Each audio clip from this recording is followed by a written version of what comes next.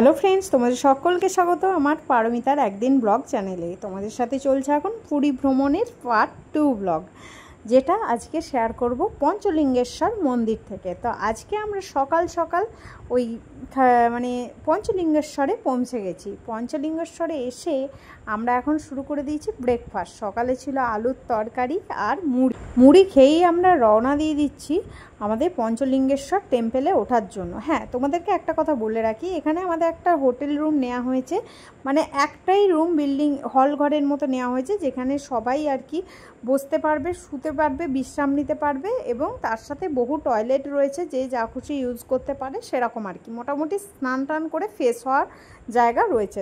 তো আমরা ফ্রেশ হয়ে এখন পঞ্চলিঙ্গেশ্বরের উদ্দেশ্যে, মন্দিরের উদ্দেশ্যে উঠছি। তো মনে এখন ভয়ও রয়েছে একটু, কারণ 310টা সিঁড়ি ধাপ বেয়ে আমাদেরকে মন্দির দর্শন করতে যেতে হবে, এবং প্রকট রোদ উঠেছে। এখন বাজছে প্রায় বেলা 11:30। যেতে যেতে লেটই হয়ে গেল। তো চলো দেখতে থাকো।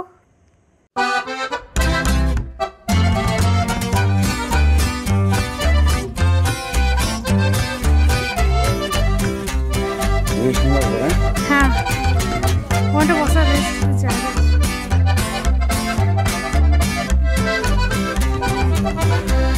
বাঁদর দেখলো না।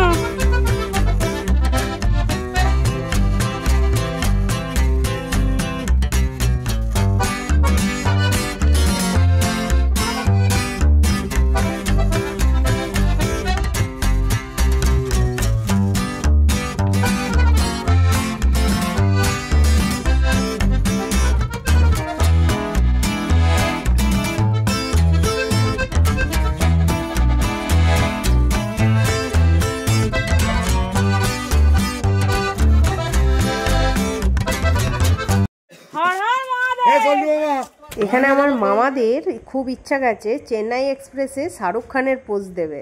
দেখতেই পাচ্ছ মাইমাদেরকে তাদের হারকিউলেক্স বডি নিয়ে কোলে তুলে নিয়ে সিঁড়ির ধাপে ওঠার চেষ্টা করছে। তো আমাদের তো ভীষণ মজা করে করে যাচ্ছি। এখানে দেখতেই পাচ্ছ সরু হয়ে ঝর্ণার জল পড়ছে আস্তে আস্তে। যেহেতু এখন গরমের সিজন, তাই ঝর্ণার জলের ফোর্সও খুব কম। সবচেয়ে আমাদের পঞ্চলিঙ্গেশ্বরে ভালো লেগেছে যে একটু করে সিঁড়ির ধাপ উঠলেই কিছুটা করে বিশ্রাম নেওয়ার জায়গা রয়েছে। তো আমরা বিশ্রাম নেওয়ার জায়গার ঠিক পাশেই আবার একটা ছোট্ট মহাদেবের মন্দির রয়েছে। তো সেখানে আমরা মহাকালের তিলক কাটছি।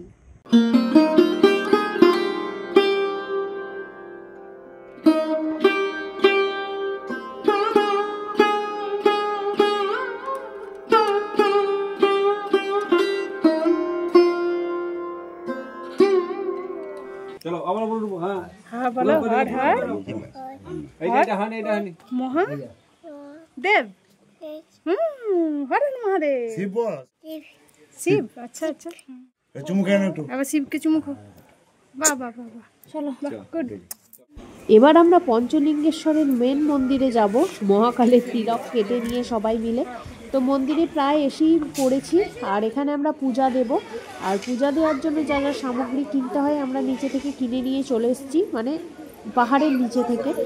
আর এই নিচের মধ্যে যে পঞ্চলিঙ্গেশ্বর যে কথিত আছে, 5টা লিঙ্গ এখানে আছে, সেটা ঝর্ণার জলে ডোবানো আছে, মানে ঝর্ণার জলে ডুবে আছে। সেই ঝর্ণার জলে নেমে আমরা হাতে করে টাচ করে সেটা ফিল করতে পেরেছি, এই যে এখানে রয়েছে। তো আমাদের ভগবানের আশীর্বাদে প্রসাদও পেয়ে গেছি। তো প্রসাদ পেয়ে আমরা এখন হোটেলে যাব। এখন বাজে রাত 10টা। আমরা একটা হোটেল রুম পেয়েছি। মোটামুটি এখন এসে এখানে বসেছি, একটু রেস্ট নিচ্ছি। এটা হোটেলের করিডর। এ বাবাই এদিকে এসো। এই লনটাতে বসে রেস্ট নিচ্ছি এখন। আর রান্না আছে, খাওয়া দাওয়া আছে, অনেক লেট হবে। তো ততক্ষণ বসে রেস্ট নিই। বাবাই ওদিকে যেও না, ওখান থেকে একদম সিঁড়ি দিয়ে নিচে পড়ে যাবে। এদিকটায় বসে। এখন আমরা এসে পৌঁছেছি ভুবনেশ্বরে। ভুবনেশ্বরে একটা হোটেল রুমে আমরা আছি। আর ভুবনেশ্বরে আমরা কালকে দর্শন করব, আর কালকেই আমরা পুরীর উদ্দেশ্যে রওনা দেব। আমরা পঞ্চলিঙ্গেশ্বর থেকে ভুবনেশ্বর এসেছি রাত 10টার সময়। তো শরীর আর সায় দিচ্ছিল না, আমাদের ইচ্ছা ছিল যে আজকেই আমরা পুরীর উদ্দেশ্যে রওনা দেব। কিন্তু রাতটুকু কোনোভাবে যদি বিছানা না পেতাম, টানা 2 দিন শুধু বাসে ঘুরে যাচ্ছি এবং বাসে শুয়ে যাচ্ছি, কোনোভাবে বডিটা বিছানার সাথে মাটিতে পাততে পারছি না, ভীষণ কষ্ট হচ্ছে। তাই আমরা ট্যুরকে বললাম, মানে ট্যুরের যিনি হেড ছিলেন তাকে বললাম যে আমাদেরকে অন্ততপক্ষে আজকে রাতটা একটা বিছানা অন্তত ব্যবস্থা করুন এবং হোটেল রুমে রাখুন। তো উনি সেই মতো তাই করলেন এবং আমরা পরদিন সকালেই চলে গেলাম ভুবনেশ্বর মন্দিরে পুজো দিতে এবং পান্ডা আমাদেরকে প্রসাদ দিয়ে গেলেন এবং সেই প্রসাদ নিয়ে আমরা চা খেয়ে সোজা সকাল সকাল বেরিয়ে পড়লাম পুরীর উদ্দেশ্যে। দেখো পুরীর সমুদ্র আমাদেরকে টানছে, আমার তো পুরো সমুদ্র দেখে উত্তাল অবস্থা, মানে আমি সত্যি সমুদ্রের জল দেখলে একদম মন একদম টালমাল করে। তো পুরীর ব্লগ আসছে, দেখতে থাকো, সঙ্গে থাকো, টাটা।